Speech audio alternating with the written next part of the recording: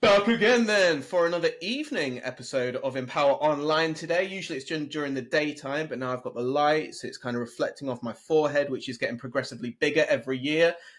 So yeah, this is going to be good, I feel. We've got some amazing stuff coming up for Empower Online in the next couple of weeks. Starting off with my good friend Mick Tully.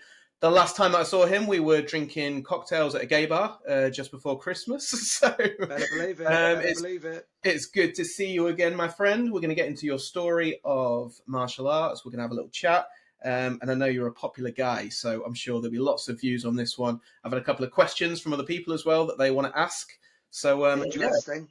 Usually what we do then is we start right at the beginning of your martial arts training, but I'm going to flip the switch on you a little bit. So I want to talk about you getting your Brazilian Jiu-Jitsu black belt, because I know that was such a big thing to you. I know it was like a momentous occasion. So I want to hear about your Brazilian Jiu-Jitsu journey before we get into anything else, because to me, you are a legend of training yourself, learning all the different arts, and I think you're an inspiration just to, have persevered and got through that. Boom, BJJ black belt. How did you start training BJJ? Why did you start training BJJ? Go, shoot, wind you up and let you go. Go for it. Okay. So hello everyone. So why did I start? Because it scared the shit out of me. If you want to know the truth, I went over when Maurizio Gomez, the legendary Maurizio, came over and he was teaching at the custard factory in Digbeth, which at the time was really like nowadays it's hipster heaven and it's really safe, but back in those days it was grim. Like, it was on the outskirts of Birmingham City Centre. I'd seen the Gracie in action videos.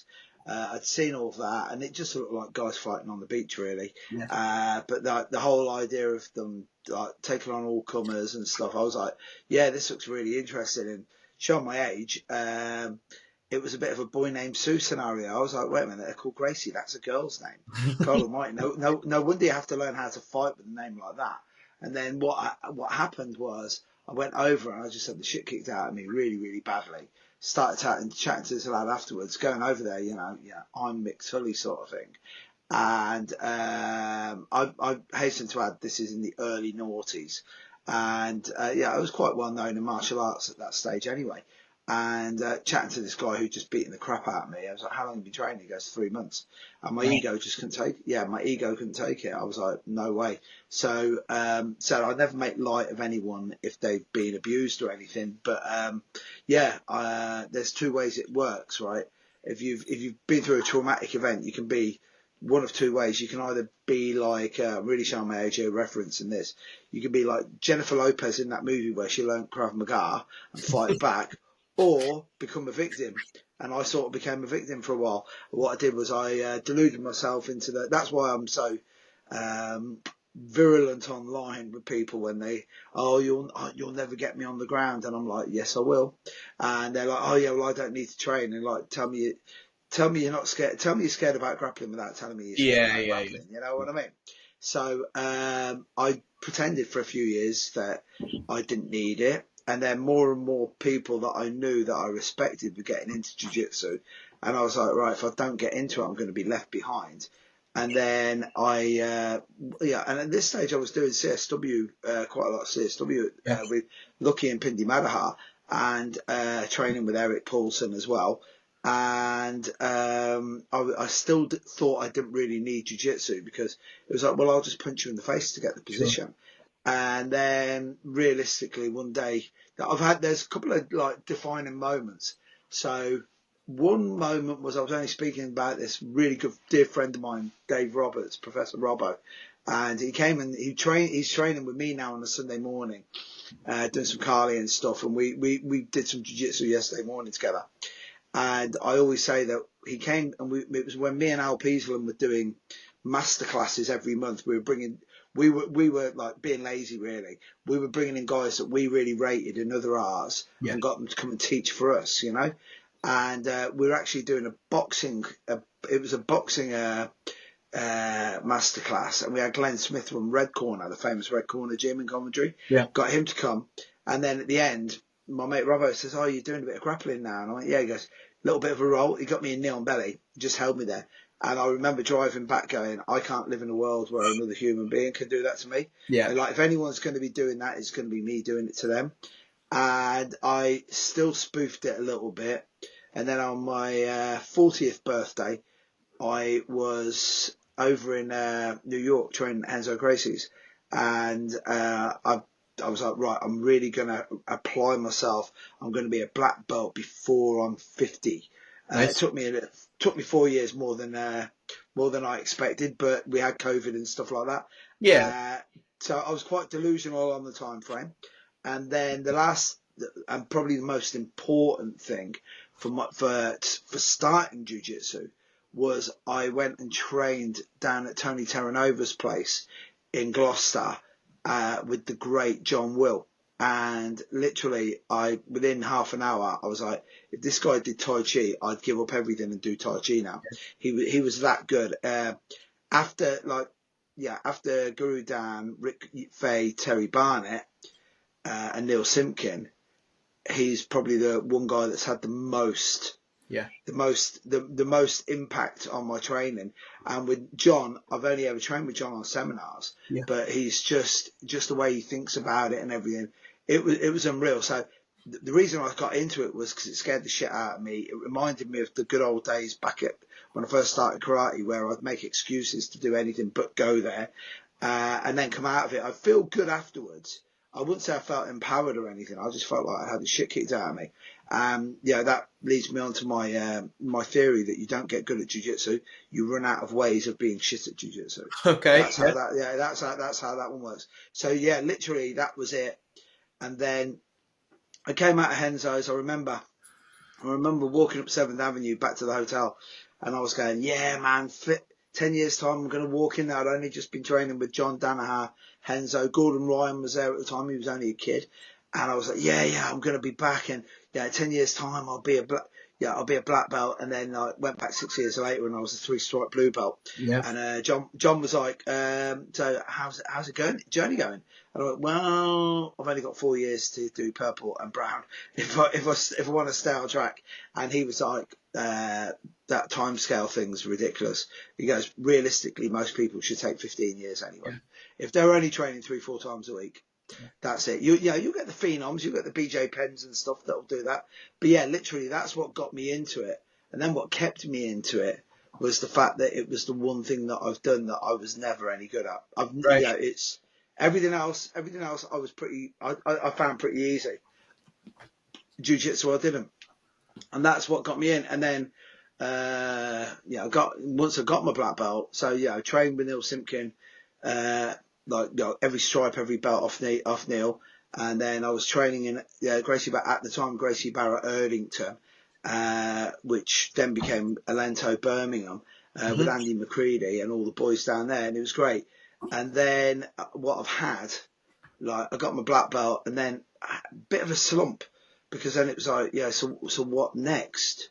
You know what I mean? And I was still really enjoying jiu-jitsu, but if I'm brutally honest, I burnt myself out by teaching. Right. Because I never took up BJJ to teach it. Okay. I took it up for me. For you, a bit like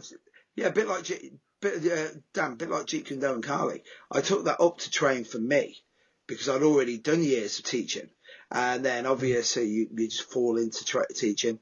And then with BJJ, I fell into that as well. And then around September last year, looking back on it, I know a load of people don't think it exists, but norovirus, corona, whatever you want to say. All I know, it was like, it felt like monkey AIDS. Whatever I had, it was awful. It hammered me, Dan. And my immune system was hammered. And we'd had a fire at Erdington, which meant had a bit of time off from training. And that'll lead me into something later if you ask me. I had a proper road to Damascus moment. We had the fire in Erdington, which it's you don't mind me just waffling here for a second, do you? No.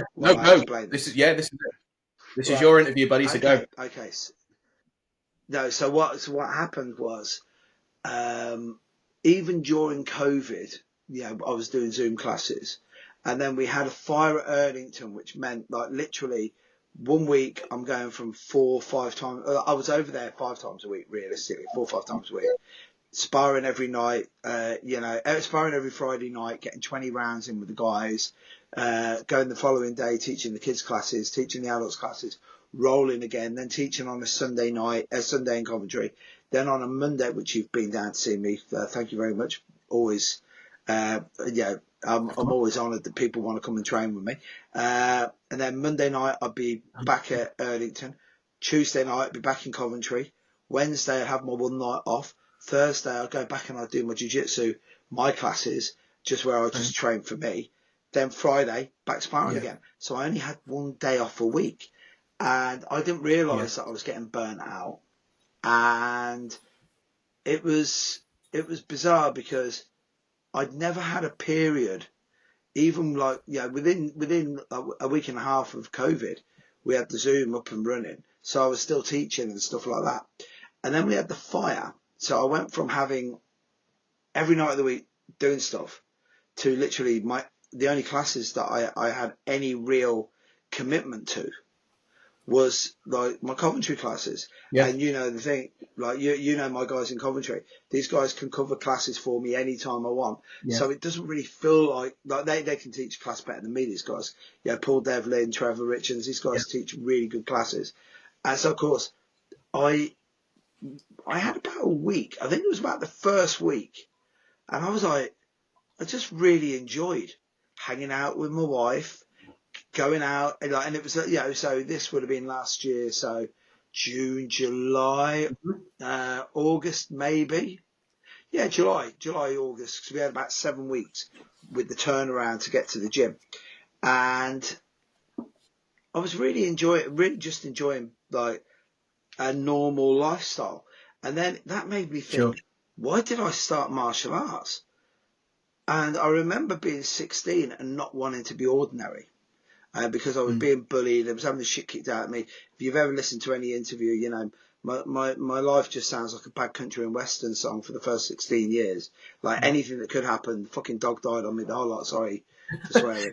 But so everything bad, looking back on it now, there's some real trauma in my childhood that I literally probably still haven't really dealt with, but I've just buried that shit, And I remember thinking, I got into martial arts. I never wanted to be ordinary. And then about 2 weeks into hanging out with my wife, I was like, shit, this is great. If this is what ordinary is, getting in from work and not having to rush out the door. And sitting down. And then sitting down, and then it's that whole thing where you start, for years, well, you'll know this, Dan, more than anyone, because, you're the next generation coming through, where it's this, you can have it all. You can do this. You can, what? You're famous in the martial arts world. That's like being rich at Monopoly, mate. It doesn't work in the real world. That currency doesn't travel very well. And then it was, I remember just thinking to myself, I really enjoy this being ordinary. I'm just going to take a bit of time and enjoy this. And then, I had that. And then my wife had to have a couple of scans. Like, she's all good now. But we had a couple of moments where she wasn't feeling very good. And then, this was all from September last year, my son and, my daughter-in-law gifted us only last Sunday a beautiful granddaughter, but they bought a house that needed refurbing. So even if I wanted to go and train and teach, I couldn't because on top of my own jobs, I was refurbishing their house. And that, again, it's all very funny because I got into martial arts because I didn't want to be ordinary. Then I realised that being ordinary is quite good, actually. If you've got a good level of ordinariness, because exceptionalism, really? Come on, mate. At 56 years of age, if you've still got that drive and that ambition, and that's the one thing that martial arts one of the negative things that we have is the striving to be better. And all the time that you're striving to be better, you're not actually living in the moment and going, well, actually, I'm doing all right. Yeah. Everything. You're always looking for the next thing. This is, you understand? Yeah, always. Yeah. And you've got that scarcity mindset instead of that abundance mindset, where instead of going, look at what I have got, you go, well, I need this. And, it's like the chasing the belt, the chasing the promotion as an instructor or whatever. And yeah, it just, I had to do a big refurbishment on my son's house. So like my training in jiu-jitsu really went down to twice a week from September, and only really me personally training, and realistically training with a very select couple of guys that I can get in, do a bit of time, do a bit of rolling with. And there was a few things, when you asked me to be on this, I wanted to be candid about this, because it's like I love the guys in Erdington, and they're wonderful guys. They're some of the finest young men I know. But one of the things that was getting to me, and I've said it to a few of the boys, is I felt like an old man in a young man's sport, trying to stay trying to stay relevant. And it's like, hey there, fellow students. I felt like the Steve Buscemi guy, you know what I mean, with a skateboard on the back of that. And you go, why? So that's made me rethink a lot of stuff. Like I'm about to go back and get back into the training, but I'm like, I can't train like some of these guys. And the other one as well is, if I'll be brutally honest, we got blue belts now that are like, they're the same level as a black belt. Right. Because because you got to remember, it's something quite interesting, and I really like your input on this.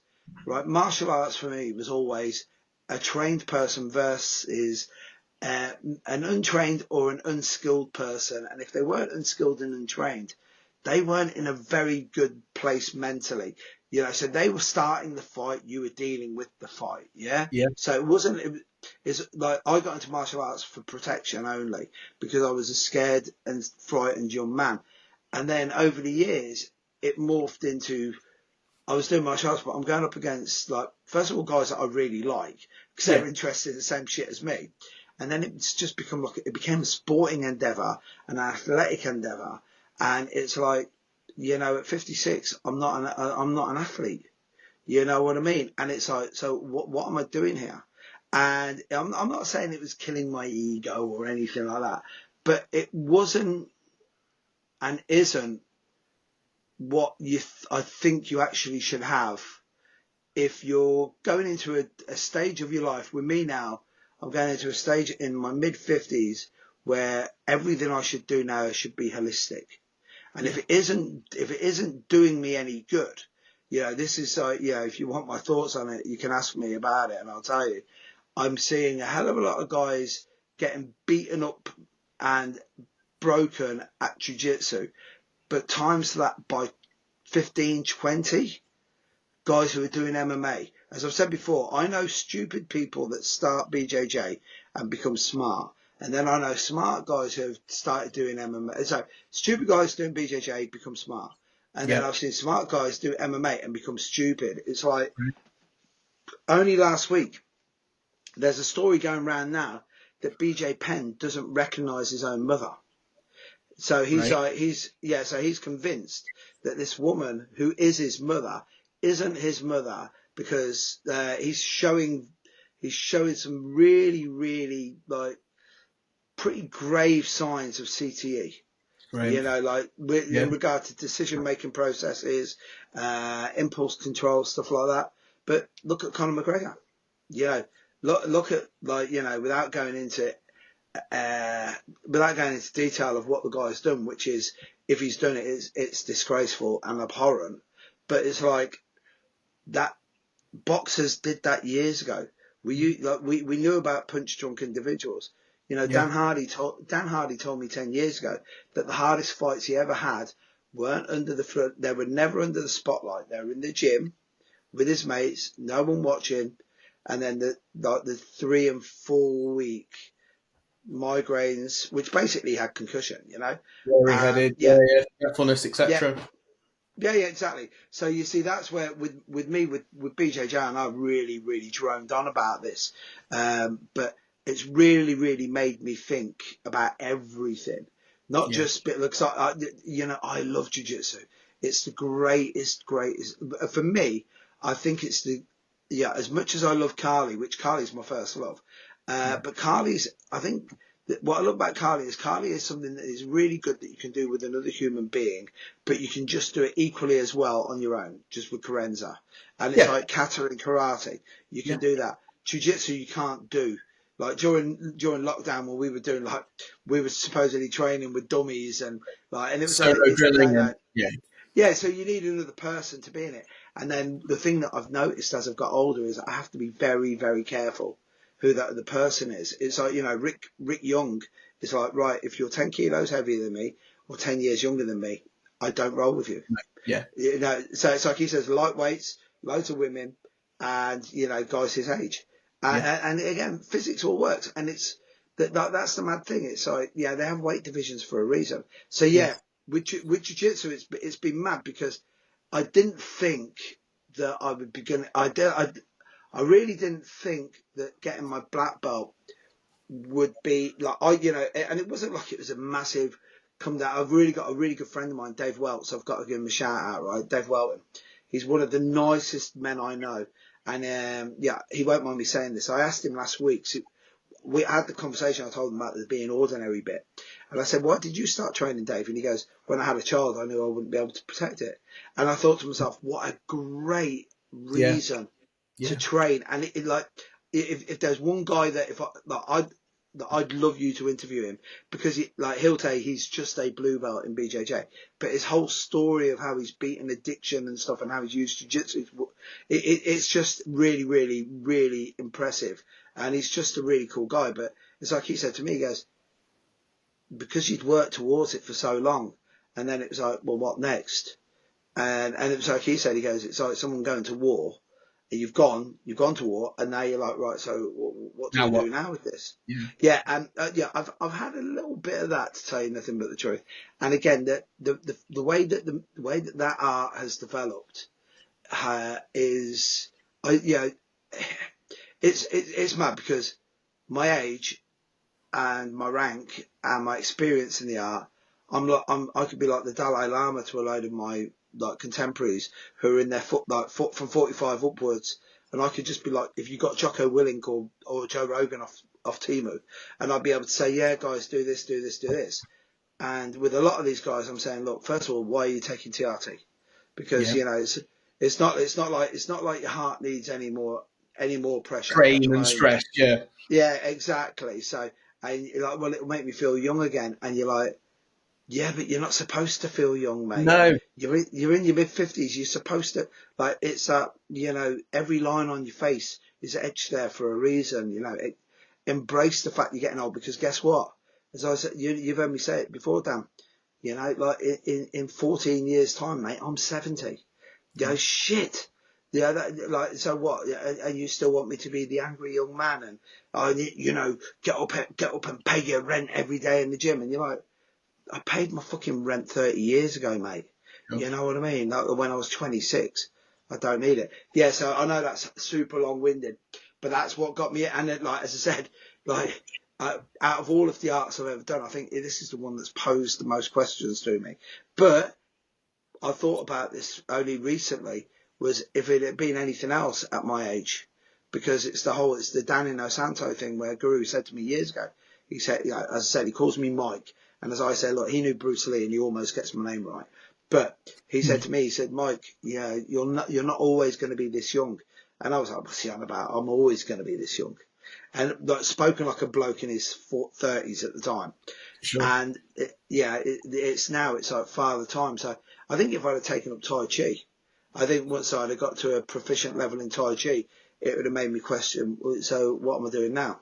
Mm-hmm. Because realistically speaking, is there a black belt in a martial art that's worth more than the BJJ black belt? No. So it's like, now what?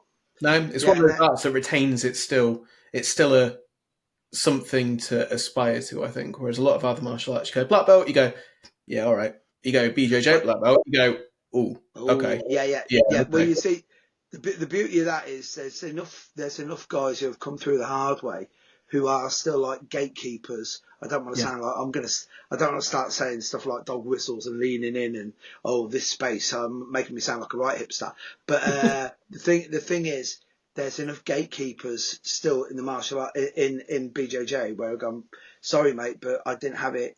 I didn't have it easy, so why should you? Yeah. And I know that's a perpetuation. Sometimes that's a perpetuation of a circle of abuse, maybe. You know, like I got, you know, I feel like I'm just waffling here on this, but yeah, I got whipped. Yeah. On every single belt, and now I'm like, I wouldn't want to do it to anyone. But I did it. But would you do that to your students? No, I wouldn't do that to my students. I'd rather give them a hug myself. Yeah. But it was that, yeah, Neil was a big believer in it. Then when we went to Gracie Barrow were like, we don't want that anymore. And then in Erdington, we were like, nah, sorry. But like what we do is there is a caveat with it now, which is if you don't want to be whipped on your belts, you don't get to whip anyone when they're getting their belts. So I think that's a good. Yeah, that's a fair move. But look, again, one of the things that has actually pissed me off because the amount of like 2 and 3 stripe white belts that absolutely wailed on me and then never trained again. And I'm like, they didn't know that. And then I never got to. I know it makes me sound really, really, really bad, but I never got to put that on them either. But the thing is, Jiu-Jitsu still got a huge dropout rate. You know, I think I might have told you it's one of my favourite lines. I'm really like, I'm dropping that many names. You're going to be tripping over them in a minute. I was with Higan Machado. If I tell you where it was, you won't believe me. So it was at the Heath Herring. Heath Herring was fighting Brock Lesnar, 2008, in Minneapolis at the after party, at Brock's after party. Cool. Joe Rogan was there. Eddie Bravo was there. Name drop. Eric was Name there. drop. My good friend Josh Siddiqui. Yeah, Cindy Crawford. And pick them all up. It was very very. You could pick them up later. But Higan turned round to me. We were talking about like regrets and stuff like that, and he says about jiu-jitsu, and he goes, I have no regrets. And he said, the one thing I do want though is, he goes, when I die, I want my pallbearers to be my first 6 blue belts. And like, whoa, and you're thinking, wow, that's impressive. And you go, why? Mm-hmm. And he says, I want them to be my pallbearers so they can let me down one last time. Yeah. So it's quite funny. I don't actually believe that his first 6 will let him down, but yeah, there's a lot of disappointment in that. It's one of the things I used to always say when I taught jiu-jitsu. I'd go, hey, white belt, come over here. I'd give them a nickname. And I know the Brazilians used to do it. So a lot of the early guys in the UK all got like Brazilian nicknames. But that was because the Brazilians just didn't want to bother. They didn't want to bother learning names. So they just put a nickname on you and that's it. And then when I spoke to Braulio Steamer about it once, he was like, yeah, but just say so many people come in, so many people go out. And then I thought about it. And when I started doing it, guys were like, why? And I went, I've got limited space left. So it's not like I can buy more space in the iCloud anymore. Like literally, I've got about a terabyte up there, but it's getting quite full now. So I remember some nondescript 2-3 stripe white belt's name, but then I forget my wife's birthday or something. Something really about. Well, yeah, something goes out.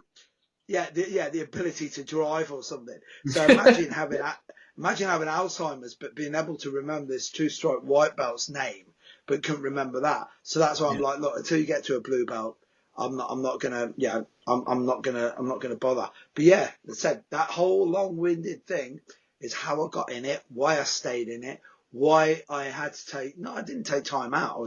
I was still rolling every week, but why I've had to reframe and think about why, because I don't like somewhere along the line towards getting my black belt, I became a teacher and not a BJJ guy. You know what I mean? And I need to get back to that. Just be like, I never wanted to be like have command in the field. I've only ever wanted to be an infantryman in that game. You know what I mean? And the other one as well is, Dan, it's like I've had to have some real soul searching over it, because I only want to. You'll know this as a coach yourself. It's only good when you stand in front of people when you've got something to offer them, because you're in a position of service, right? And then when you're looking around and there's more guys in front of you that are better than you, and the mad thing with jiu-jitsu is it is a physical endeavor. So knowing it, so like some of the best teachers I know physically wouldn't be able to perform the art. So great case in point. And if you haven't had him on the show, please get him on the show. He's great, Steve Rowe. So Steve Rowe is unbelievable. Yeah, He's on this week. Oh, great. Well, he's the man. And it's like, so, you know, he's got these physical limitations now. Like, yeah, the guy shouldn't even really be alive. He's easily one of my heroes. I've been reading about that guy. I was reading his articles when I was 16. And it's like, can he do it anymore? No. But can he teach it? I think he teaches actually better now than ever, because he's using limitation as no limitation, all of that. And yeah, as I said, somewhere along the line, I went from being an infantryman to being in command. But and I'm not, nothing. Tom Hanks in Saving Private Ryan, where you're there and going, I'm actually just a school teacher, mate. And then looking around and you're seeing all these other guys, and that's where I am. So, like, on my re-entry back into training properly, like, I'm going in under my terms, and I'm if anything, I was a bit, here's the Irish Catholic in me, a bit masochistic, mate. I was making it punish.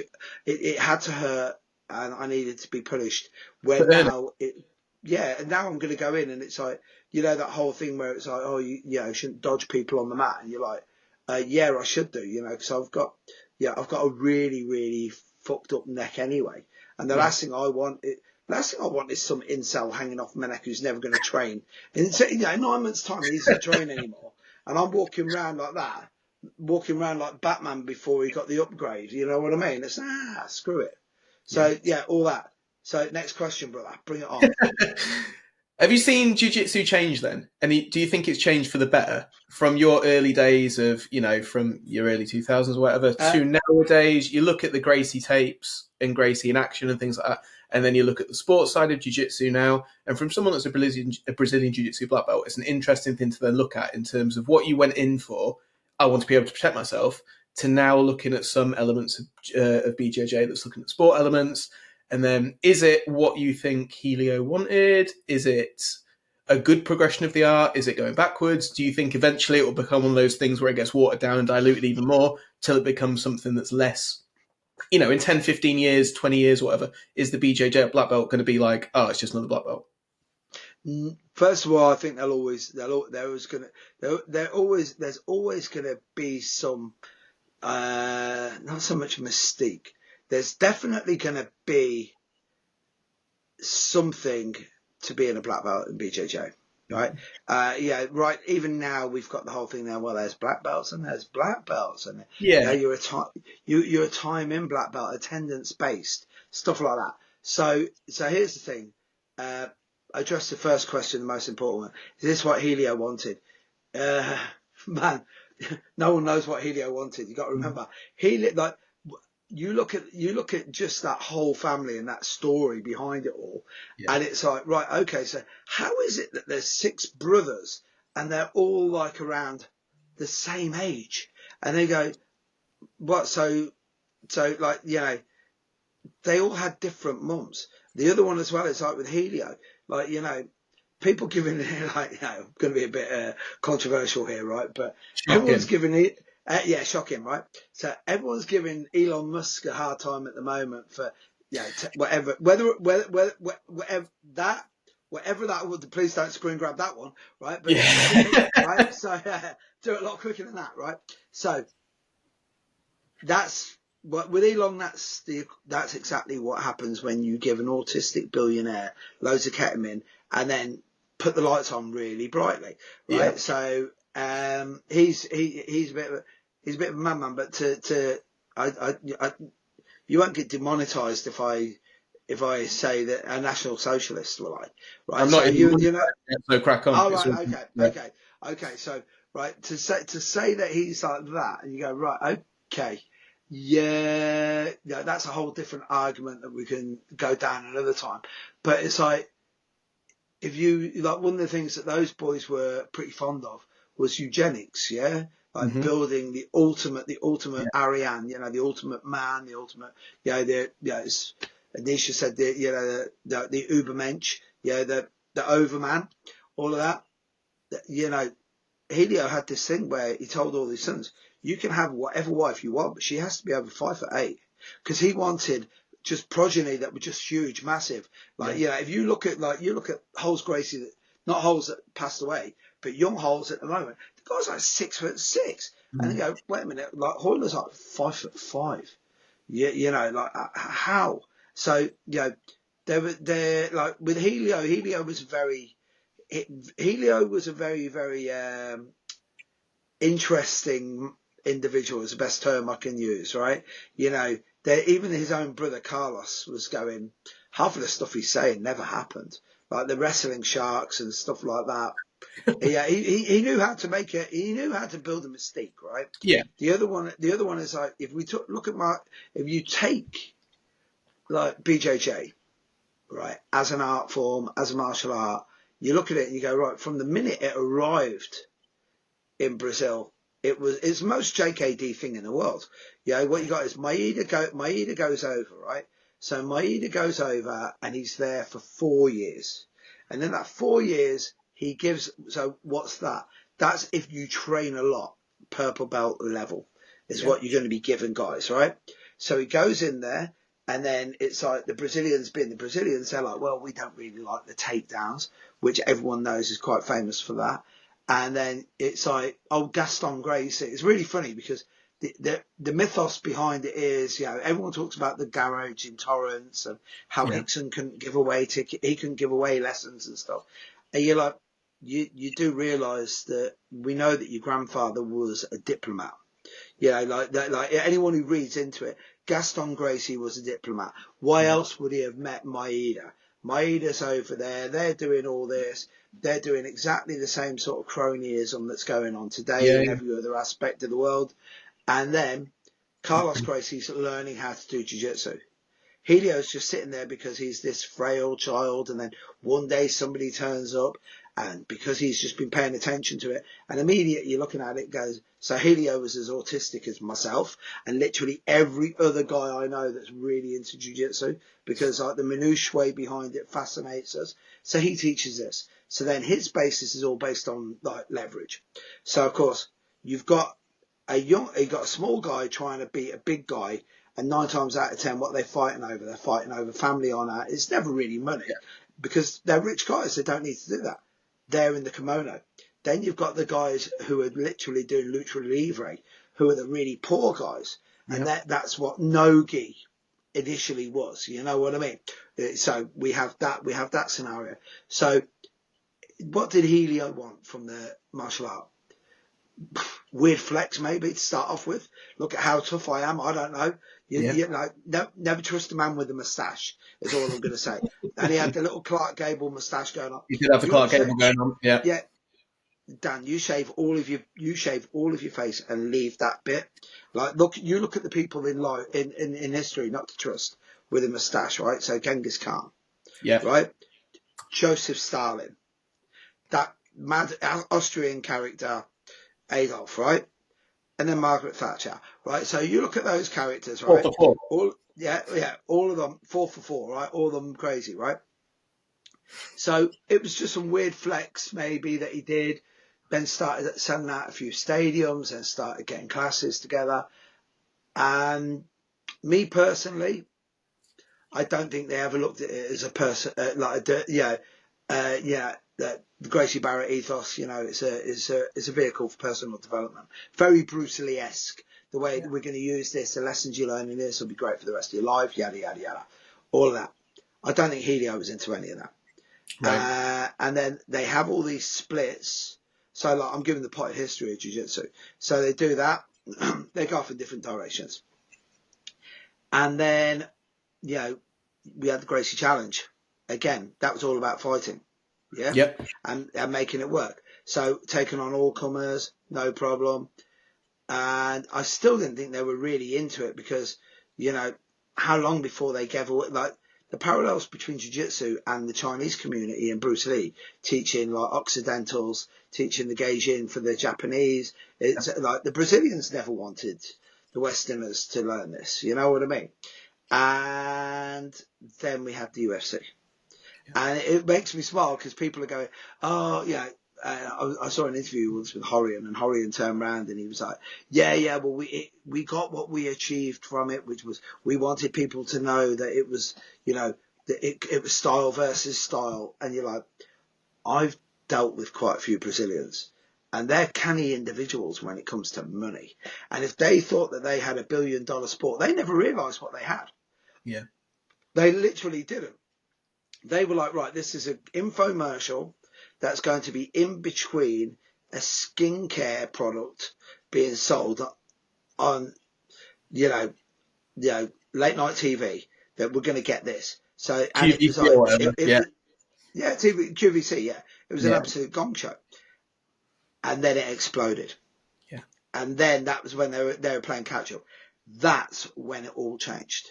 Because from that point, it went from being a fight, which was style versus style. You know, if you want to see how rough it was, look at Gary Goodridge.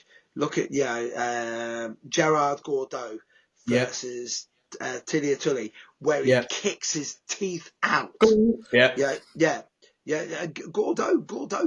gouged the man's eye out in a fight in the cage. That was a tough mofo, right? And then that's when it became a sport. And now, does it? So here's the thing. Does it resemble what I started in? Not at all. Nowhere near. Nowhere near. You know, guys pulling guard, really. You get a few guys that pull guard to go straight to sweep, get on top, stay on top, hammer the guy. But now you've got these guys and they're all playing a footlock game. And as I always say, I'm not knocking anyone who's got a great footlock game, but you can't get further away from a person than their foot. Like the only other way is just not to fight them. So there's a little bit of a pussification. Like, ironically though, a heel hook is probably the worst thing you can do to another human being. Oh, it's horrible. Yeah, it's grim. And now what you've got is you've just got loads of athletes. It's quite bizarre because BJJ is a great study in social anthropology. So, right, we're going to get the weirdos and we didn't even call them incels at the time, but we get the weirdos and the guys. You remember, like, you're too young to remember this, Dan, but a lot of the older guys who listen to this, most karate magazines would always have adverts in the back on how to attract women. Right. True story, right? Right. So these guys that are now only interested in BJJ have always been around, but they were Bruce Lee nuts back in the day.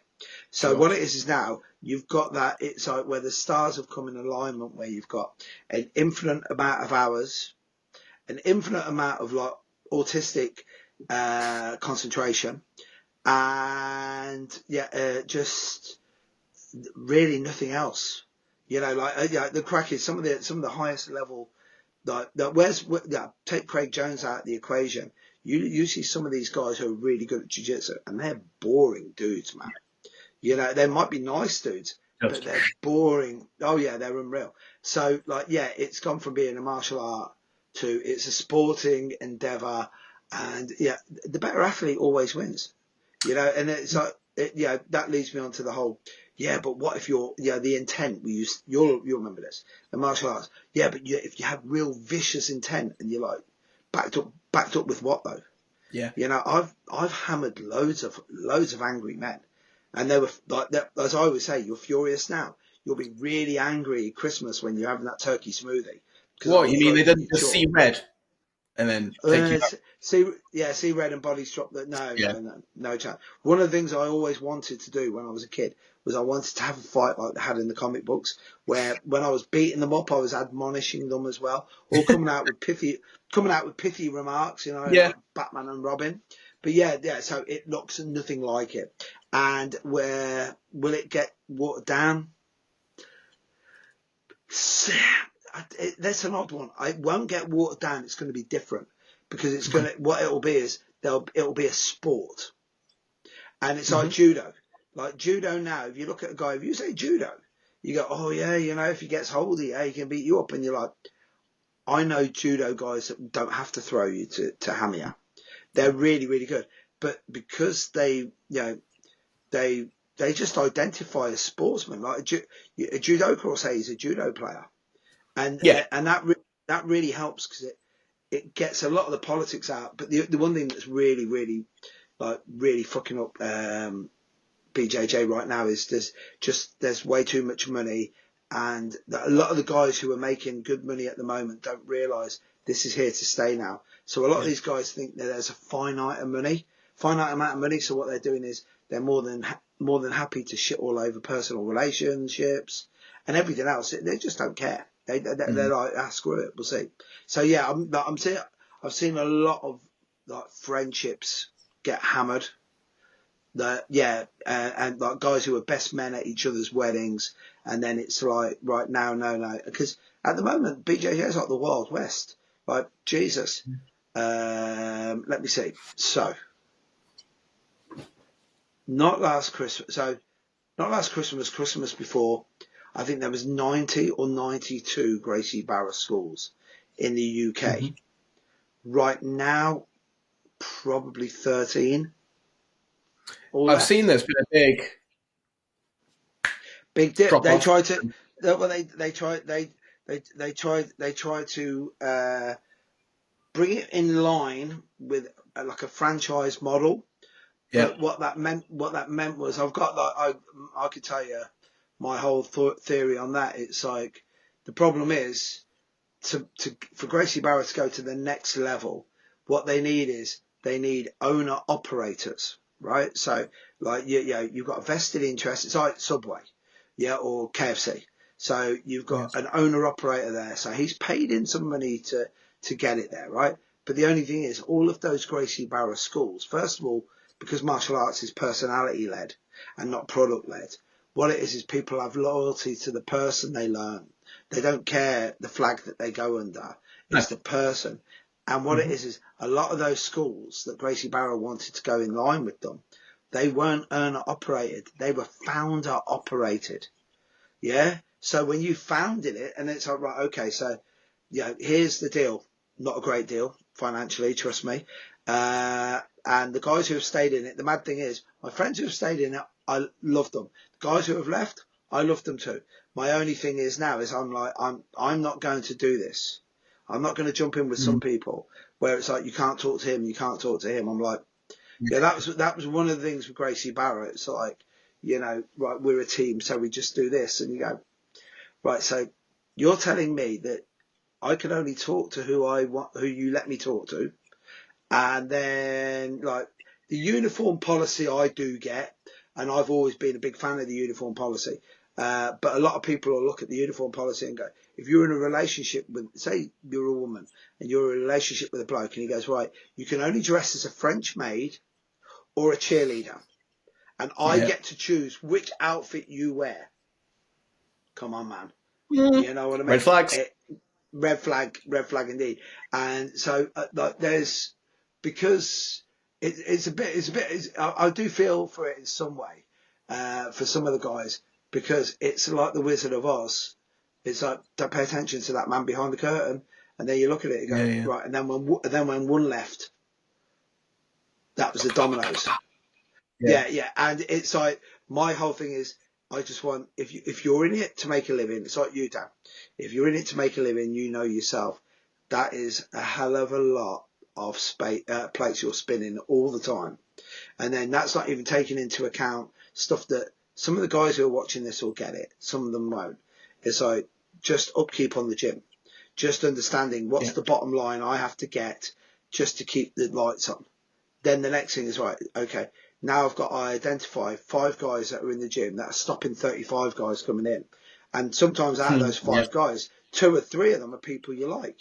And you're like, but like, it's just maybe they're weird or whatever. And we're in a weird business. And then the last one, which is like really relevant in today's society, is like, are you making this a safe environment to be in? Because, we've all met the guy who's in the gym and he's only in there to pick up girls. And you're like, right, okay. So now, and we'll use jiu-jitsu as a great example, right? So you're going to get to roll around the floor with a woman, and I have to, and as a gym owner, it's like, right, okay, so if she can't go for you, I'm not saying that. I'm not saying, by the way, I'm not saying that in any way, shape, or form that if there's any type of assault or any type of just inappropriate behaviour, like, yeah, I'm not just saying it's a bloke against a lady. It could be a bloke against another bloke. You just don't know. But what I'm saying is, it's Yeah, like you're any kind meant of to love all inappropriate. this. Yeah, and then trying to explain that to people. And then what we've got nowadays is we've got people that you have to go, dude, you don't do that. In today's society, we just don't do that. So I'm from that era where I remember picking up the paper and the page 3, and like, yeah, you say that to young guys now, and they're like, what? There was a semi-naked What? woman on page 3. What? Yeah, but what was she there for? I don't know, to cheer up a bricklayer. I don't know. I don't know. Yeah. But yeah, it's said that brings it all right back to. That's a pretty good way to finish this off. It's like, yeah, Brazilian, like what was acceptable then isn't acceptable now. BJJ is a completely different animal. But I don't think it will get watered down. I think it might change. And then what you're going to get is you will get guys that, a really good friend of mine, John Hagan. You should get him on your show. You love John. John's a great guy. Ex-Royal Marine Commando, tough kid. Great Krav Maga, great Jiu-Jitsu. But you have to know the self-defense aspect. If you don't do the self-defense, then that's it. So yeah, that's where it's going to go. And again, it's, as much as I really like BJJ, I think it's, if you just stick with that, you're going to be very, very one-dimensional and delusional. Yeah. Well, this is the argument as well. Yeah. Yeah, so that's it. Let's talk about something a little more, in my opinion, more well-rounded then, and probably in yours as well, and that's the Kali side of it and the JKD side of it, which is kind of your first love, I suppose. Is it your first love, the Kali and the JKD? And that's something that you, if you could give up everything right now, would it be Kali? Oh, no. If I had to give up everything and only do one thing, it'd still be Kali, without a shadow of a doubt. Yeah. Because it's so all-encompassing. Yeah, it's like, right, okay, you can only do Kali. And then, like, if I'm doing some Dumog, then they're like, Mick, that's BJJ you're doing. I'm like, no, it isn't. I'm doing Panantukan, Pananjackman. Yeah, you do. That's Savat you're doing, Mick. Is it really? No, I'm not. And then it's got everything, and it's, it's like Guru Dan says, there's magic. I used to love how he used to say it on seminars. He used to say there's magic in these arts. And then he said, what you have to remember is, 100 years ago, if you turn around to somebody and said, we will be able to take a picture of the inside of your brain and ask you a question and see exactly what parts of the brain fire up, you would think that was magic. And then it's like Guru said, he goes, sometimes magic is just undeveloped science. We don't understand yet. Just the fact, like the symbiotic relationship between the mind, body, soul, the way that you move, the way it makes you feel when you're doing it, just the overall, mindfulness, the wellness, everything like that. It's just really good. You know what I mean? Yeah. What was your first introduction? Oh, mate, well, it's quite funny because I mentioned him earlier, Lucky Madahar. So I'd watched Way of the Warrior with Danilo Santo when I was 14 on the BBC, dreaming of one day being able to meet him. And then I wanted to do some sort of martial art because I was having the shit kicked out of me at home, shit kicked out of me at school. And I started karate at 16. And I actually saw the famous scene where Jeff Thompson beat up those squaddies and he knocked out 4 of them. I was there. But the thing was, I remember you telling me, the story. Yeah, remember I told you, but I didn't realise he was wearing a knuckle duster at the time. If you'd have told me that, it might have saved me a few years. So that got me into karate. So I used to read all the magazines. I was really interested in Jeet Kune Do. I was never a Bruce Lee fan. Never really dug his movies, to tell you the truth. But I liked his ethos, and I liked the idea of it isn't the style, it's the man and the individual. And being a big, huge American comic fan, the fact that all you have to do is just work harder. But apart from the $1 billion that Batman's got, There was no difference between me and him. You know what I mean? And he just, he'd done more sit-ups than me. But, my mum and dad were still alive and yours weren't, Bruce, But, so I used to read about all of it. And then I went over to Germany and I was doing Thai boxing in Germany and I was doing some Wing Chun with Keith Kernspect and one of his guys there. And then I got into Japanese Jiu-Jitsu. So I'd already, I'd got my black belt with Andy Margaret in karate. I've been doing some training with Jeff, and I was really into like Jeet Kune Do, reading everything I could read about, but couldn't train anywhere. And it was like, Bob Breed's the nearest guy, and he's all the way down in London. Shows you how limited I was thinking at the time. And I remember I came back from Germany, and I was just training at a generic gym in Coventry called The Village. And I saw this sign up for Thai boxing. I was like, I did a load of Thai boxing in Germany for a couple of years. I'll go down there. And I met Lucky Madahar down there. And I said to him, did the Thai class. It was good. And then I said, what I really want to do is that Kali and that Jeet Kune Do.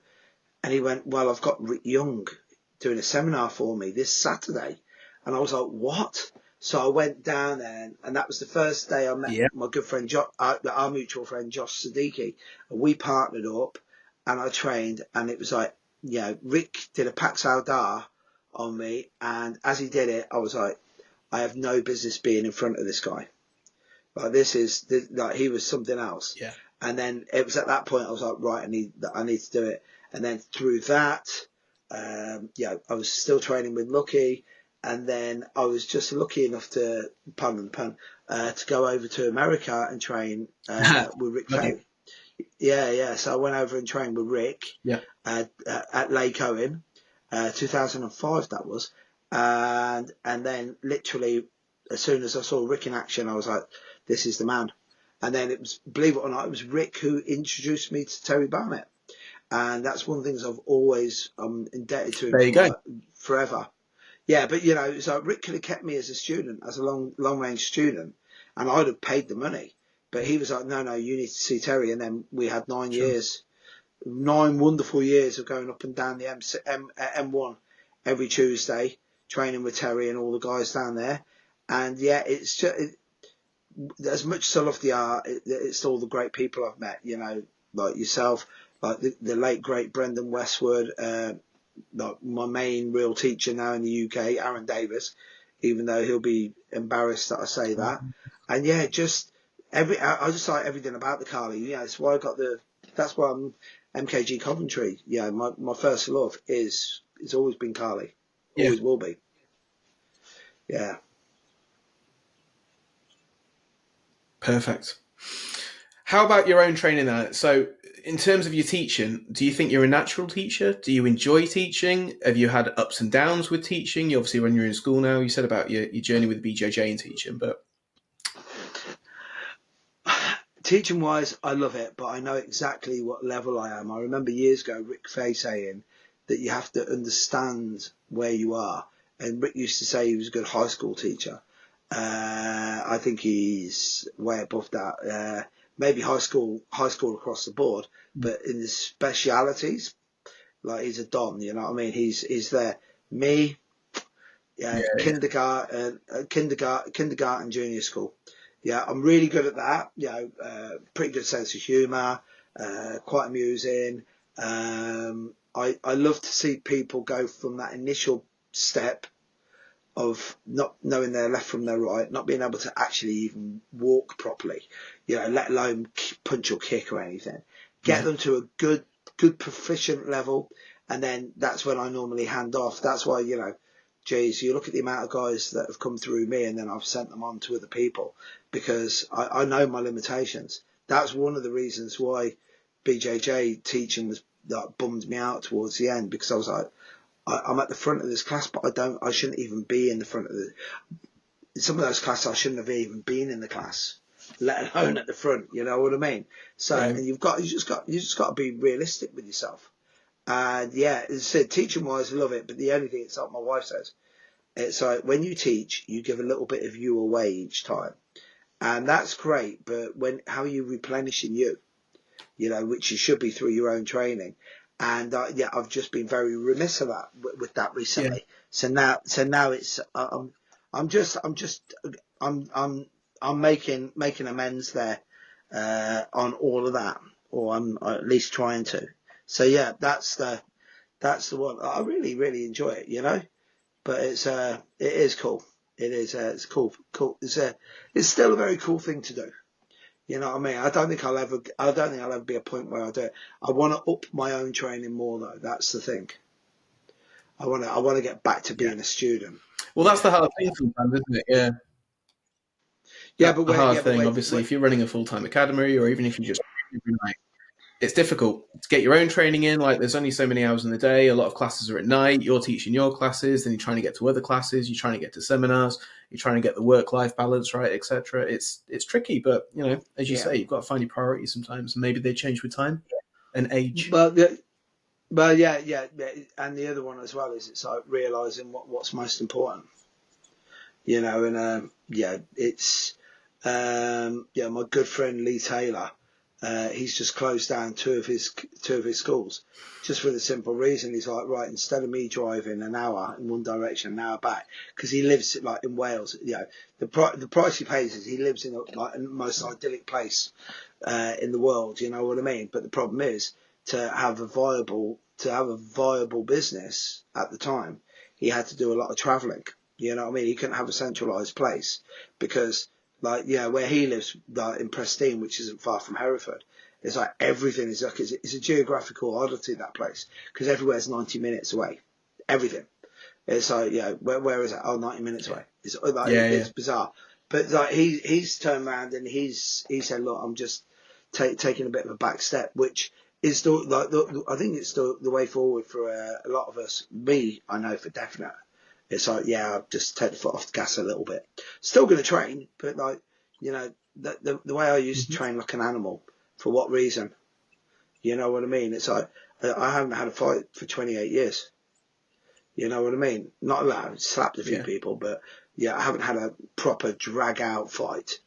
Like for real. Yeah, don't get me wrong. Huh? Oh, a proper fight. Yeah. Oh, yeah. Like repercussions fight. Yeah. Haven't had one in 28 years. Yeah. Bizarre. I'm intrigued in these questions. Do I get to find out who they're from? Yeah, your connection or my connection is just going up and down a little bit, so there's a little bit of a lag, I think, but it's all good. Yeah. We will keep going. Yeah, a little laggy, but that's all right. We're okay. So yeah, you look like the Unabomber to me. So it's I don't know what's going on here. When you see those pictures, you say the guys, sweetest things. The guy when he's coming out of the as they say, they go, what height are you? He goes, well, I'm 6'1" or I'm 5'8", depending on what convenience store I'm robbing at the time. When you see the picture of the guy who's just after going out the door. Yeah, right now that literally I'm trying to let me see if I can screenshot. That's me. Yeah, I've screenshotted one. Yeah, I'll send it to you in a moment. Yeah, it's weird, but it's okay. We'll keep it going. Let me just. So question. Yeah. Let me just stop for a second and we'll rejoin because I'm just gonna. Okay, reconvene. Okay. I've got to just check something anyway.